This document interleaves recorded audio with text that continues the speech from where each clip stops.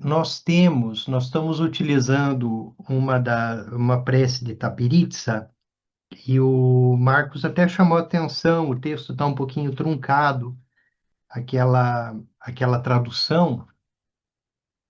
E aqui no livro, para quem tem o livro em mãos, nós temos uma tradução da prece de Tapiritza lá na página 67. Então, essa é a mesma prece, né? Ela tem é, um estilo de tradução um pouquinho diferente.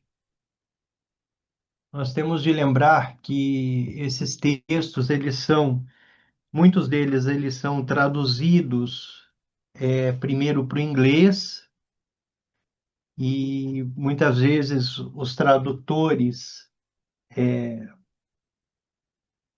acabam fazendo uma tradução a partir de alguns ensinamentos também. Então, por exemplo, nós vamos encontrar várias traduções para a prece de Eshualmo, a depender muito do professor, das instruções que ele teve em relação àquela prece.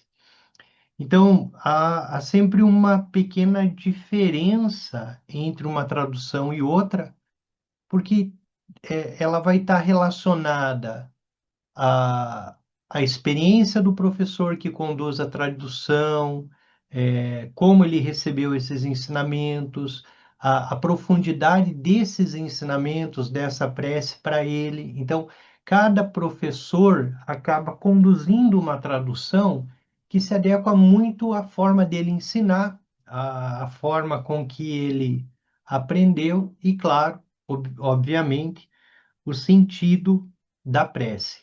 Então, essa tradução que está aqui, ela é uma tradução mais literal. Então, a gente vai sentir que ela tem uma forma de trazer o texto um pouquinho diferente da outra.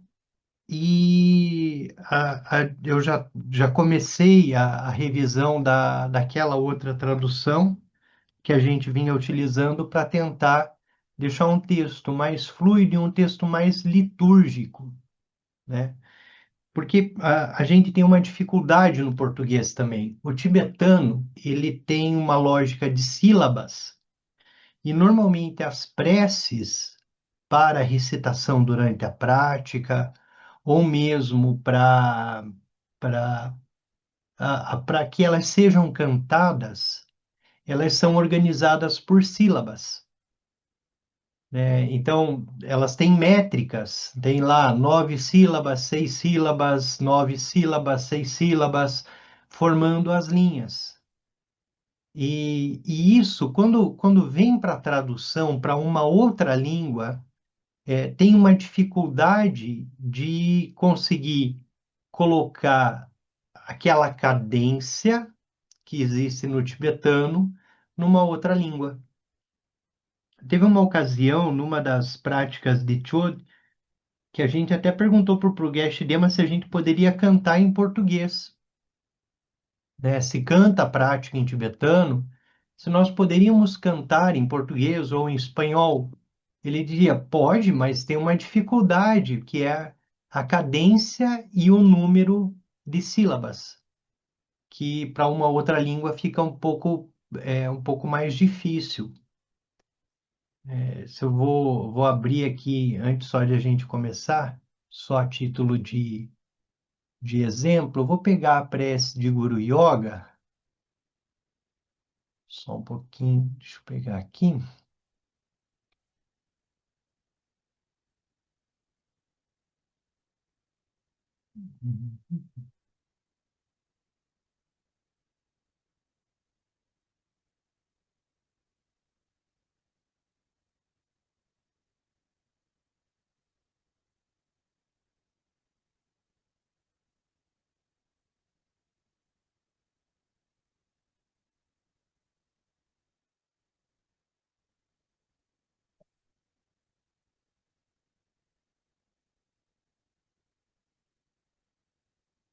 Eu vou pegar a prece de dedicação.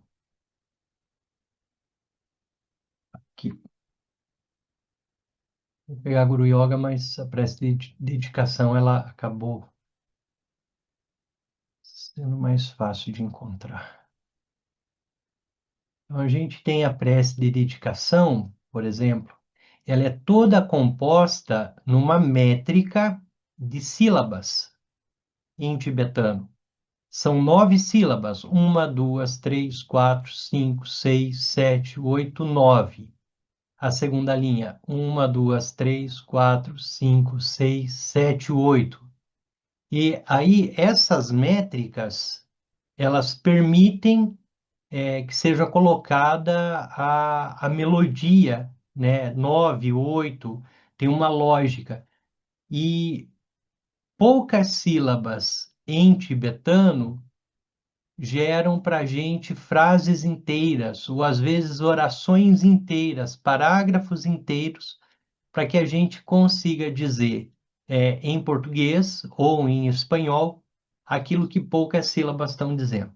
Então, tudo isso é para dizer também da dificuldade de trazer para o português uma prática, uma prece, né, na medida em que tem toda uma cadência e uma lógica. Seja como for, vamos também no exercício de flexibilizar a mente, né? Muitas vezes nós ficamos com uma tradução só. Vamos lá na página 67 e a gente vai pegar a prece de Tapiritsa do texto do livro, para que a gente faça essa recitação hoje.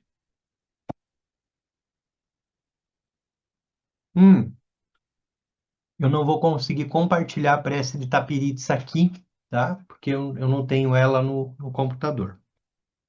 Essa versão do livro. Emarro, que maravilhoso! Tu és a manifestação da base primordial do coração de Kuntunzampo.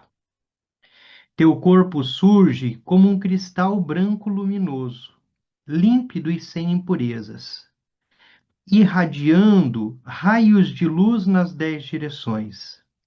Estás desnudo, sem ornamentos. Esse é o sentido mais profundo do estado primordial. Dotado da dupla sabedoria, da vacuidade dos meios hábeis, com compaixão pensas no benefício dos seres.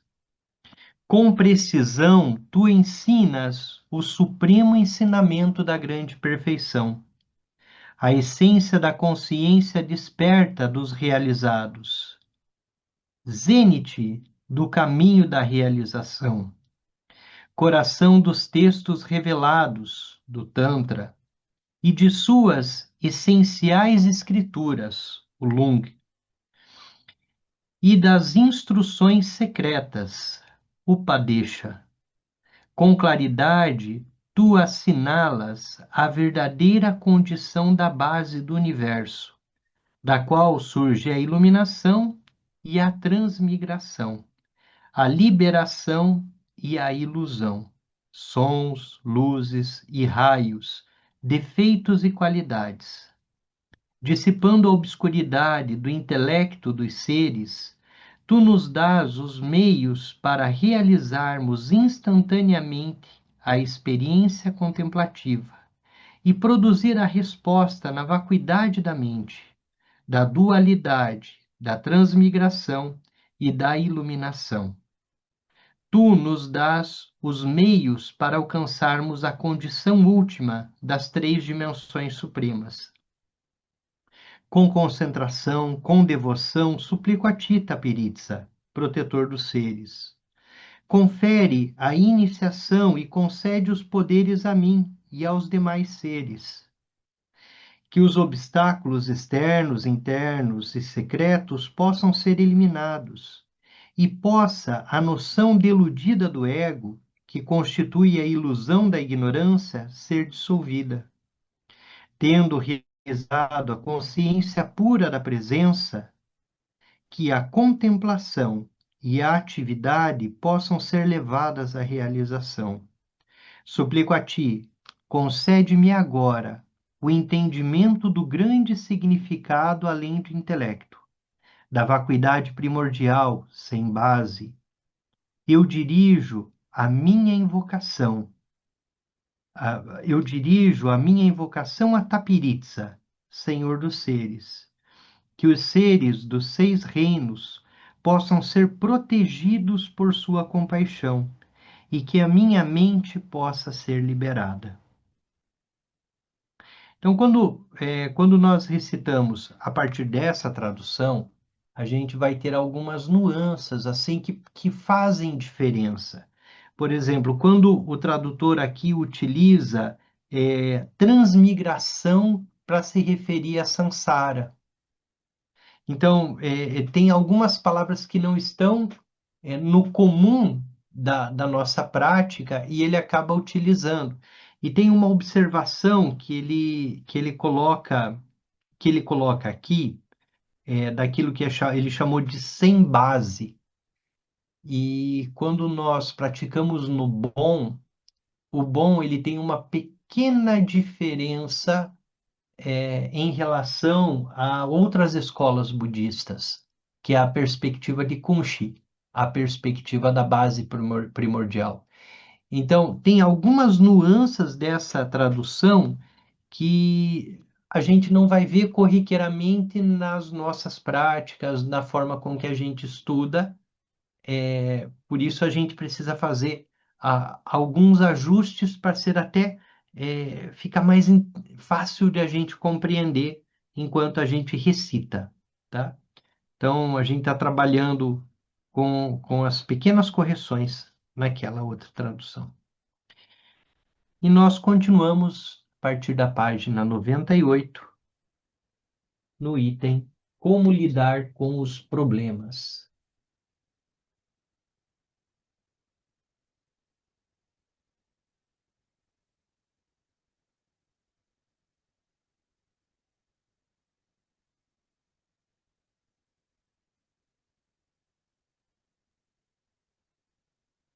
Então vamos lá. No início, pode ser difícil concentrar-se adequadamente. Nós estamos revendo, né? Nós ficamos 2 semanas sem nos encontrarmos, mas nós estamos estudando a chinês. E no encontro anterior, o Rinpoche, por meio do livro, instruía chinês no sentido de colocar o A tibetano à nossa frente, mais ou menos na altura dos nossos olhos, né? Para que a gente ficasse observando o A e fazendo o processo de concentração a partir do A, né? E aí, aqueles métodos com esforço, sem esforço, mas tendo num primeiro momento o A como esse ponto de apoio. No início pode ser difícil concentrar-se adequadamente. O esforço envolvido pode fazer surgir problemas. Os olhos queimam, o corpo quer se movimentar e podemos decidir que não gostamos de praticar dessa maneira. Isso também depende do tipo do nosso elemento, como vimos, e também de nossa maneira de ser geral. E no começo, temos que fazer um esforço para controlar isso. Se nosso elemento primordial, por exemplo, é fogo, nós tendemos a nos movimentar, ter uma mente mais agitada. Então, o nosso elemento principal também diz de como nós vamos lidar com esse processo da prática.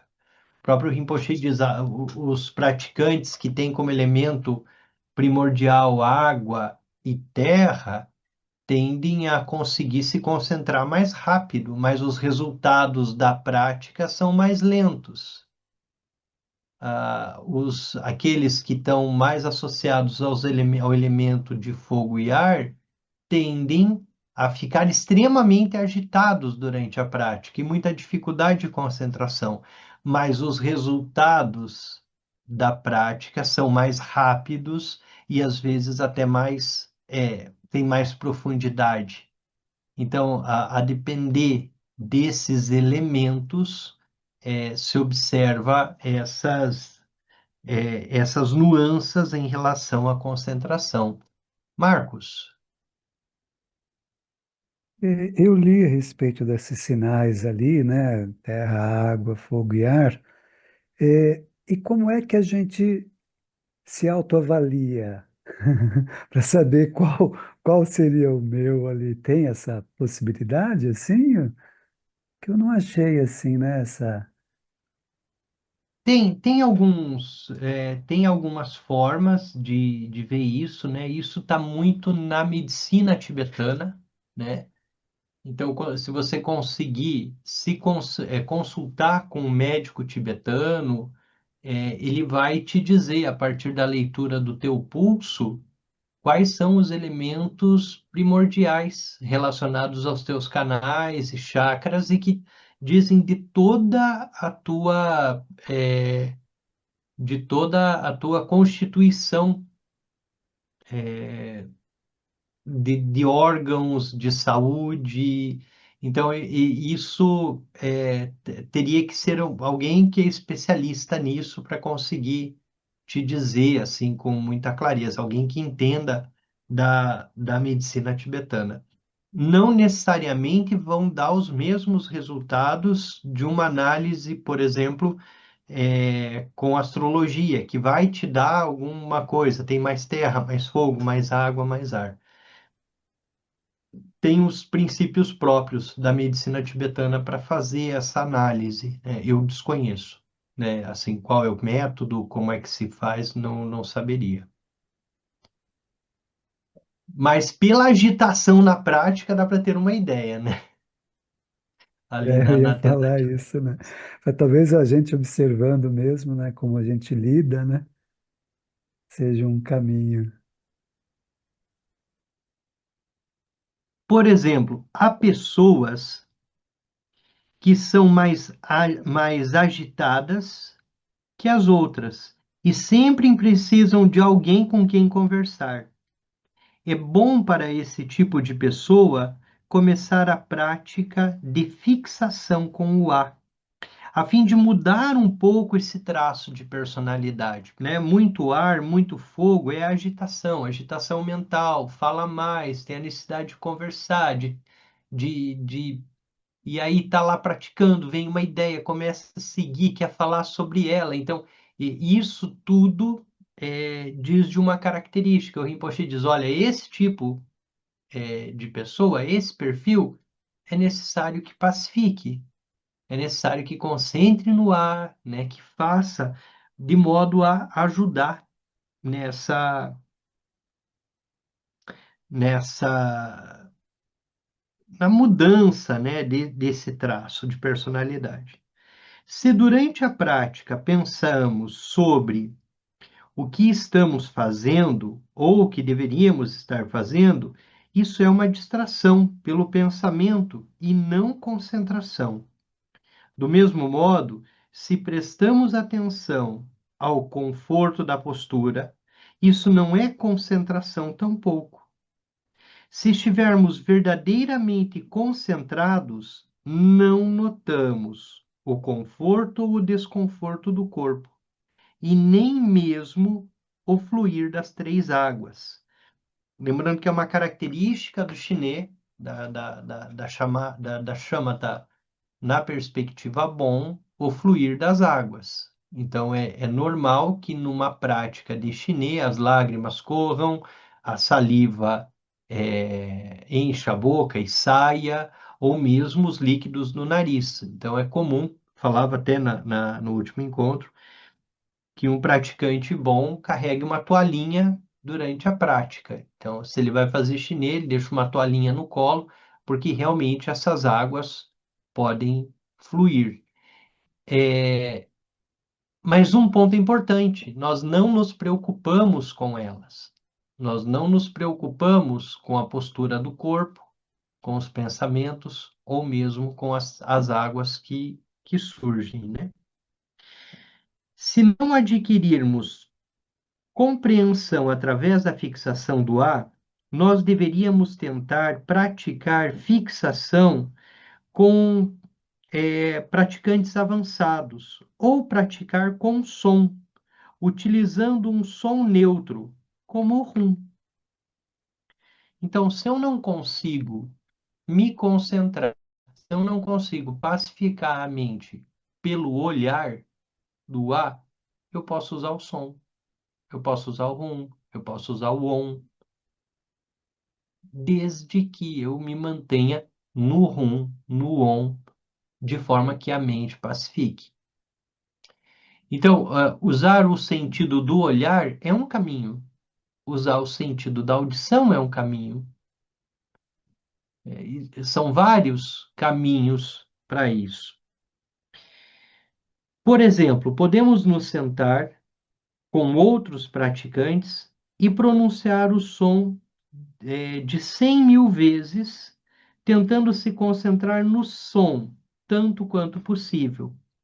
A prática com som também é muito proveitosa para praticante cego, né? Porque o praticante cego, por exemplo, visualize o ar, ele não tem ideia do que é o ar. Ele não consegue intuir isso, ele não consegue, por mais que eu descreva o que é, então o som não, ele consegue acompanhar, ouvir, né? Praticantes cegos que fisicamente não conseguem se concentrar em uma imagem visual e também para pessoas idosas que não são muito ativas física e mentalmente. Se mesmo assim nós não tivermos sucesso, devemos começar novamente, indo a uma peregrinação a lugares sagrados ou recebendo uma iniciação e repetindo as práticas preliminares e a seguir retomando a prática de fixação. Deste modo, com o tempo, certamente obteremos a compreensão. Esse ponto aqui, que o Rinpoche chama a atenção, de ir a lugares sagrados, é, receber uma iniciação. Shagrutuko Rinpoche instruía quando um praticante não conseguia avanços na prática, nessa prática formal, né? E ele pedia que se acumulassem méritos. Então, quando ele observava que um praticante não estava avançando muito na prática, ele pedia que esse praticante fosse trabalhar. Ele pedia que esse praticante fosse cuidar do templo, fazer limpeza, para fazer o almoço para os demais, acumular mérito, né? Então, a instrução de Tenzin ao Rinpoche é muito parecida. Se chega um momento na prática que você não consegue avançar, vai visitar um lugar sagrado, receba iniciações. Quer dizer, procure sair um pouco daquilo que você está fazendo. Porque muitas vezes nós, ocidentais, transformamos a prática em uma coisa intelectual, de uma coisa mental, e aí a gente precisa sair disso, buscar devoção, buscar coisas numa outra perspectiva. E depois sim retornar. Depois sim voltar.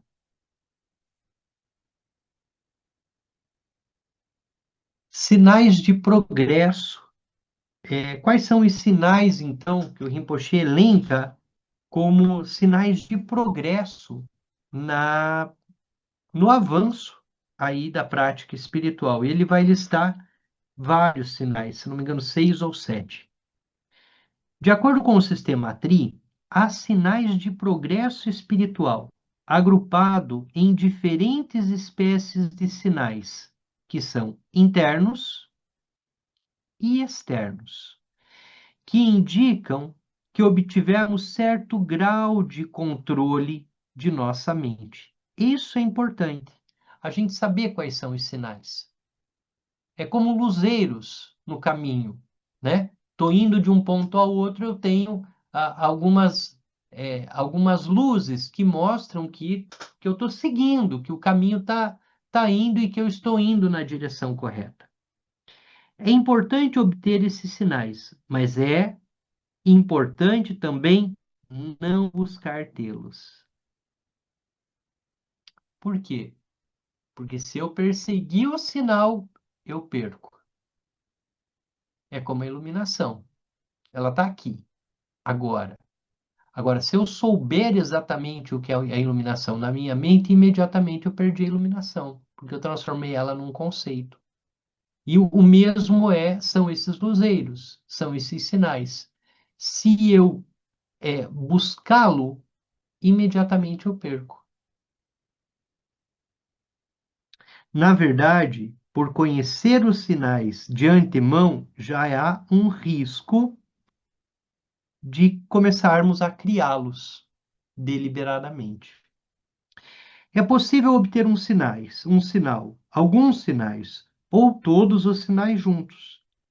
Se não há sinais, precisamos intensificar a nossa prática, utilizando o som, até que comecemos a obtê-los.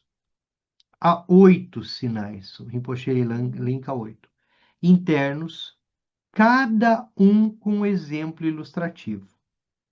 O primeiro sinal é como uma tartaruga que, quando colocada em uma bacia com água, retrai os membros para dentro de sua couraça. O praticante se sente quase como se a sua mente não pudesse se mover. Isso é um sinal de que a mente está se voltando para dentro. Então, o primeiro sinal é a tartaruga, como quando ela é colocada na água e simplesmente ela se fecha. É quando a mente não consegue se mover.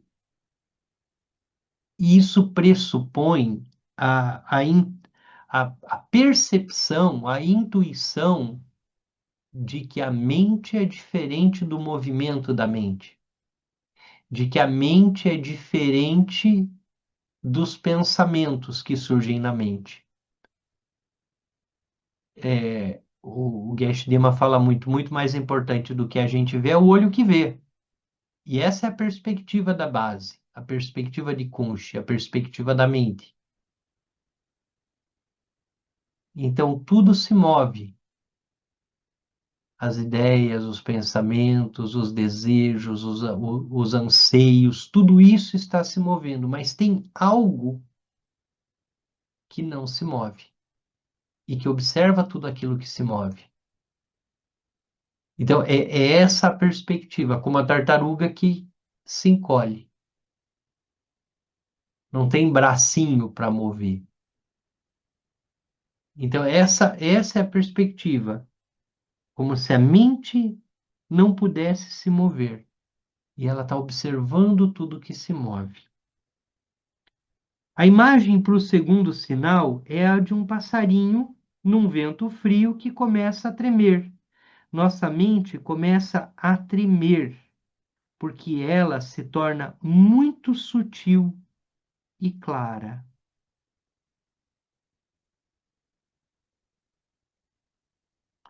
Como uma vibração.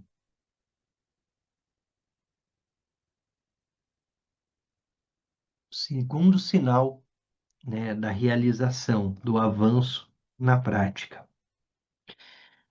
O terceiro sinal é a maneira desordenada que os caranguejos jogados sobre uma mesa se movem, ou a maneira aleatória que as uvas atiradas sobre uma mesa venham a parar, cada uma na sua própria posição. Este é um sinal de que a mente não está restrita ou restringida ou envolvida em fazer julgamentos, mas assumiu sem esforço uma condição natural. Isso significa que depois de uma sessão de meditação, nós ficamos num estado natural, relaxado, sem haver qualquer ordem forçada ou imposta em nossos pensamentos. é um estado solto, relaxado, o oposto do primeiro sinal de se voltar para dentro. Simplesmente ali, relaxado, né? E ele chama atenção, é como todos aqueles caranguejos soltos numa mesa, cada um indo para um lado. Não tem uma regra, não tem uma forma de, de se, de se organizar daquilo lá, daquilo tudo. E está tudo bem, a perspectiva principal é essa, é contunzampo, está tudo bem. Então, por mais que tudo pareça uma confusão, está tudo bem. Os sinais internos, que aqui são os sinais internos, eles repercutem externamente, né? Esses sinais, eles repercutem externamente. Então, uma característica de um sinal externo, né, nessa perspectiva não dual da mente, onde tudo parece uma confusão na perspectiva dual, na perspectiva não dual é muito tranquila. Então as coisas simplesmente são o que são, né? O que nos causa maior aversão? Sei lá, supondo que eu tenha um posicionamento político, um determinado posicionamento político, o que mais me causa aversão nesse mundo, é, é, como é que chama aí, que a gente está vivendo hoje? Polarizado. O que me causa mais aversão no mundo polarizado? Depende se eu estou do lado A ou do lado B. Vai me causar muita aversão conviver com alguém que está do lado B. Sei lá, A, B, verde, amarelo, sei, qualquer cor, qualquer coisa. Se minha mente já atingiu esse sinal da prática, eu não vou ter nenhuma dor, porque eu vou estar relaxado. Tem uma dor no sentido de que, por mais oposto que pareça ser, ainda assim, de antemão, está tudo perfeito. Esse estar tudo perfeito no Dzogchen não é uma construção intelectual e não é posterior à experiência. Porque a gente tende a fazer essa leitura posterior à experiência. No momento inicial é desgostoso, é sofrido. E aí eu faço uma reflexão. Ah, no Dzogchen deveria ser. Ah, então tá tudo bem.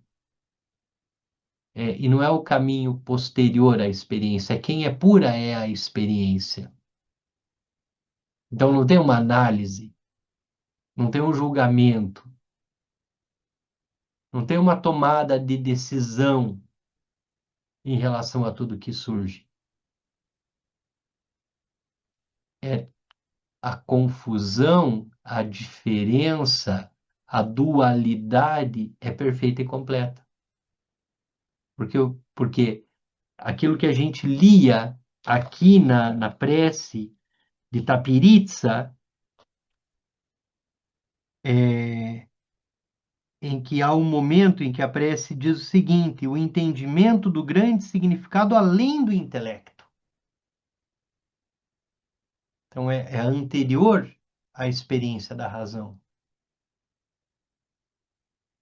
Então, uma mente que chegou nesse terceiro nível, ou nesse terceiro sinal, é essa mente que vai sem nenhuma dor, ou melhor, sequer vai perceber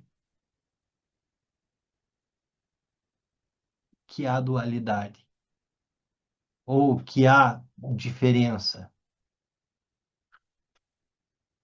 O exemplo para o quarto sinal se origina de tempos antigos. Antes de existirem fósforos, quando os tibetanos ainda costumavam friccionar uma pederneira contra um isqueiro para acender fogo, às vezes você consegue uma centelha, outras vezes não. Isso significa que na sessão da meditação, nós sentimos que às vezes estamos no estado calmo, e em outras vezes não. Isso também quer dizer que às vezes temos compreensão e outras não. Por termos ambas as experiências, podemos compreender o que é compreensão verdadeira e identificar quando estamos no estado de calma. E esse é um ponto importante também, porque nem sempre na prática nós estamos nesse estado de calma. Agora, perceber isso é um sinal. É um sinal do avanço da prática. O quinto sinal é como a água fluindo através de um tubo ou de uma torneira muito estreitos. Isso significa que o estado da mente se tornou estável e muito sutil e regular, que há um bom fluxo contínuo, muito sutil e regular, e que há, quer dizer, regular no sentido de constante, né? E que há um bom fluxo contínuo nessa presença, né? Nessa estabilidade. O sexto sinal é como uma abelha que não quer se afastar de uma flor cheia de néctar. Isso significa que nos sentimos muito bem diante da prática de concentração. Temos apego a essa felicidade e não queremos parar. Contudo, este não é um tipo de apego negativo, mas um desejo de continuar a prática, um desejo de não parar. Isso significa que a prática está funcionando, pois nos sentimos confortáveis com ela e podemos continuar praticando por muito tempo. Nos sentimos confortáveis com a prática e conseguimos ali praticar. Temos saudades da prática, temos necessidade da prática, né? São elementos desse sexto sinal.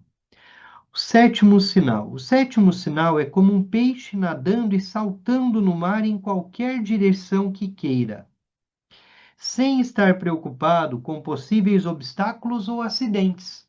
Ele é livre. É como uma repentina sensação de liberdade, um sentimento de que, em qualquer direção que a mente se mova, qualquer pensamento que surja na mente, não há nenhuma perturbação ou distração. A mente pura, livre e aberta. O oitavo sinal interno é como o vento soprando através das folhas das árvores no outono, sem se deter em nada. Isso quer dizer que, quaisquer pensamentos que surjam, a mente continua a fluir sem formar apegos. A mente simplesmente flui de modo livre. Então, são sinais que vão desde um primeiro sinal até um oitavo, num escalonamento, né? E como o Rinpoche diz, pode ser que um praticante passe sinal a sinal. Pode ser que um praticante, a depender dos seus traços kármicos e de acordo com a tradição, o quanto já se praticou em outras vidas, que de repente esse um já surjam todos os sinais de uma vez. Não tem uma regra para isso. Isso vai depender muito de cada um, da mente de cada um. E esses são sinais internos. Como surgem os sinais externos? Há também sinais externos que servem como indicações de progresso. O primeiro desses, como no sexto sinal do ciclo anterior, é não querer se mover. Mas o movimento aqui é mais físico, do que mental, ao passo que o sinal interno era a mente que não queria se mover. Nesse caso, é o corpo. Quando aprendi essa prática de fixação, eu estava com duas outras pessoas, um monge e sua mãe, de 65 anos. Quando terminamos a sessão de prática, nosso mestre cantou por meia hora. Depois do que a velha senhora não podia se mover, esse foi o primeiro sinal que ela recebeu, né? Então ele continuou cantando e ela recebeu como sinal o fato de que ela não não precisava, não podia, o corpo, sei lá, ela não queria se mover. Outros sinais são desejar rir ou chorar sem nenhuma razão aparente, ou querer saltar, ou a pele do nosso rosto mudar de cor, ou o nosso corpo começar a tremer, ou não querer continuar sentado. Na verdade, não há limites para os tipos de sinais que podemos ter. Pode parecer como se estivéssemos ficando um pouco malucos, mas não há nada errado com isso. Simplesmente estamos passando por mudanças internas e nossa energia interna está sendo harmonizada. Todos esses são sinais que, de que capturamos a mente, de que nos conectamos à base da mente. Então, são muitos sinais que surgem, tanto os sinais internos como os sinais externos. O Shanshun Yangyud dá outra série de sinais de progresso, utilizando três exemplos. O texto diz que leva de 10 a 14 dias de prática para experimentar esses sinais de realização de um estado mental calmo. Muitos dos textos dizem em quanto tempo de prática profunda os sinais se apresentam. Então, há alguns textos para algumas práticas que eles dizem, ó, em 21 dias o praticante já tem que estar manifestando sinais, né? E a partir daí o professor vai acompanhando, vai dando as instruções, vai fazendo as verificações com o aluno. E o Shanshun Yongyud fala, olha, em 10 a 14 dias devem aparecer os sinais. O primeiro exemplo que se aplica ao praticante superior, cuja a mente é isenta de apego, é de colocar uma tartaruga em um vaso. A tartaruga não tem nada a fazer, assim ela fica num estado sem pensamentos. Esse é o sinal de entrar em si mesmo, né? A mente sem pensamentos surgindo, simplesmente ali. O segundo exemplo se aplica à experiência do praticante médio, é a de enviar água através de um cano. Este é um sinal de que o fluxo da mente é ininterrupto e direto, não oscilante ou distraído pelos pensamentos. O terceiro exemplo se aplica ao praticante inferior e é a de uma abelha que fica parada numa flor tanto quanto possível para tomar seu néctar. Este é um sinal de que a mente está relaxada e feliz com o movimento dos pensamentos, mas ainda está se apegando. Ela quer permanecer no estado de calma. E há um risco, né? Atingir o estado de calma, por mais que ele seja integrado à vida ordinária, aquilo que nós fazemos, ainda assim nós temos de tomar cuidado porque ele é uma criação também. Então, como a abelha, que se apega à, à flor em que ela está, que ela quer ficar ali sorvendo o néctar, quer dizer, ela quer experimentar o que há de bom ali e se prende criando o apego, e ao criar o apego, também, de alguma forma, corremos o risco de se perder. Então, há três níveis de praticantes. O nível inferior é esse que se apega à bem-aventurança. O nível médio é esse do fluxo contínuo, né? Como um cano de água. E o nível superior é essa mente isenta de qualquer tipo de apego. Esse é um praticante que já integrou a prática à vida, aquilo que ele faz. Todos esses sinais produzem certo efeito, porque eles nos permitem praticar sem esforço. E isso é importante, porque eles nos estimulam a continuar por sessões mais longas, sem tensão. Na medida em que avançamos, a tensão diminui e a partir desse momento nós conseguimos ir vivenciando cada vez mais os sinais em profundidade. O texto agora, ele vai entrar num item muito importante e que eu não gostaria de iniciar agora, porque é o nó central do livro, é uma das partes mais importantes do livro, né, que é basicamente a introdução ao estado natural. Então, Rinpoche falou de chinês, falou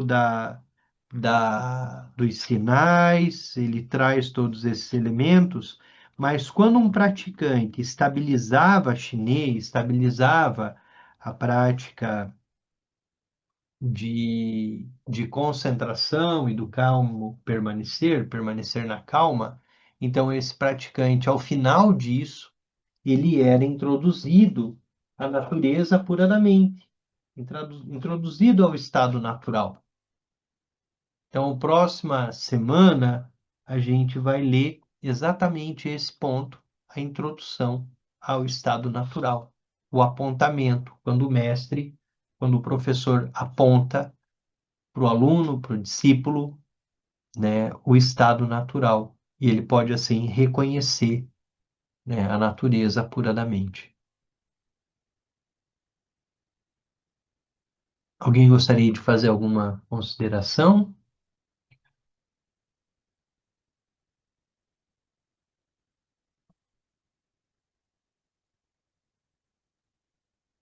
Vamos fazer a dedicação.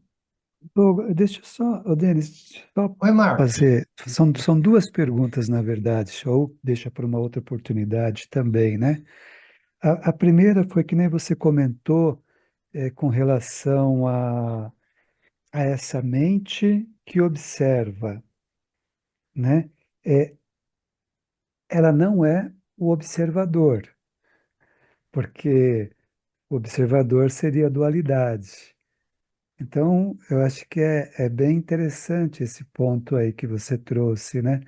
Porque a partir do momento que não existe um observador, mas existe uma mente que observa, né? Então, ela se torna não tão simples assim de você perceber, mas se torna uma abrangência que fica, que acolhe tudo isso, né? Algumas, se você puder explicar um pouco melhor sobre essa. É, alguns ensinamentos eles costumam dizer que quando a gente intui isso e passa a refletir sobre quem observa quem, se é a mente que me observa ou se sou eu que observo a mente, é porque a gente está bastante perto de abrir mão do quem observa.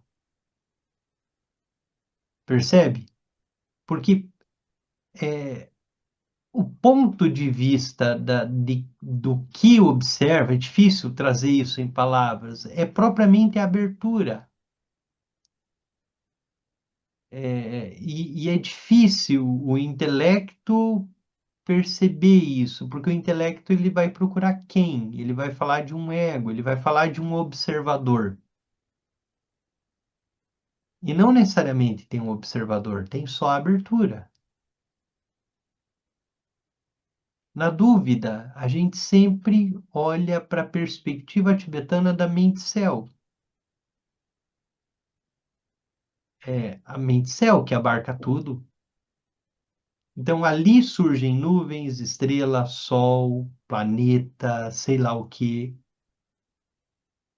E tudo é percebido, mas não tem um ponto de observação.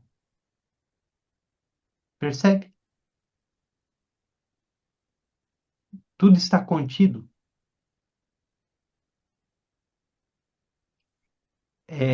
Então, a mente, a base, o termo observar é um termo difícil, porque ele pressupõe um observante.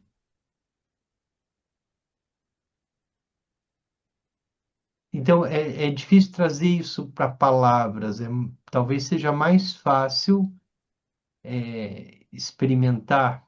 Difícil, é difícil, mas talvez seja mais fácil experimentar.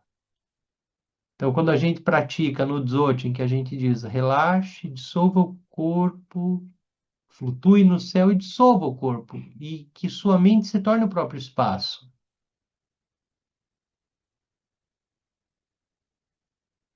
Então, mente, espaço, a mente nunca foi diferente do espaço, né?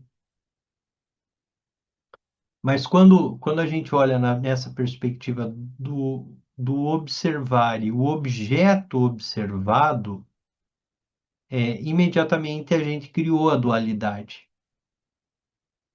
Tem uma coisa aqui olhando para outra que está lá.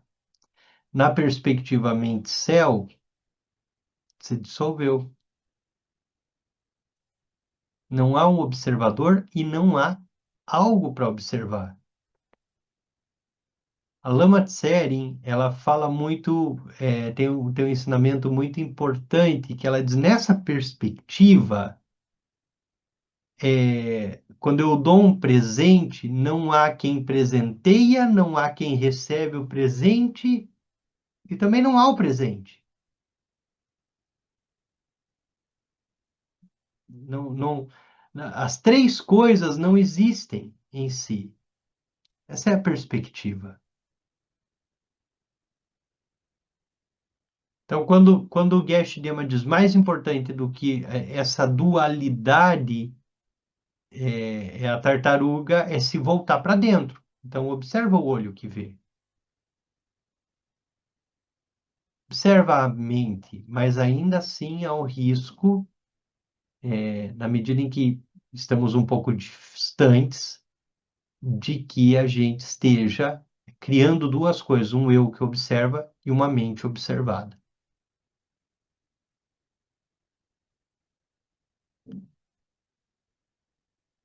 Faz sentido? A gente consegue ficar às cercanias, né, ao redor. Obrigado, Marcos. Vamos fazer a dedicação? Toda a virtude pura, realizada por meio das três portas, dedico para o bem-estar dos seres dos três reinos. Havendo purificado todas as aflições e obscurecimentos dos três venenos, que rapidamente possamos atingir o estado completo de Buda nos três corpos. Pelas bênçãos das três joias dos Budas e Bodhisattvas, pela força da infalível verdade última, e pelo poder da meditação de nós praticantes, detentor dos ensinamentos, possa sua vida ser muito longa. 5 minutinhos nós voltamos para os yogas do sonho e do sono. Até já.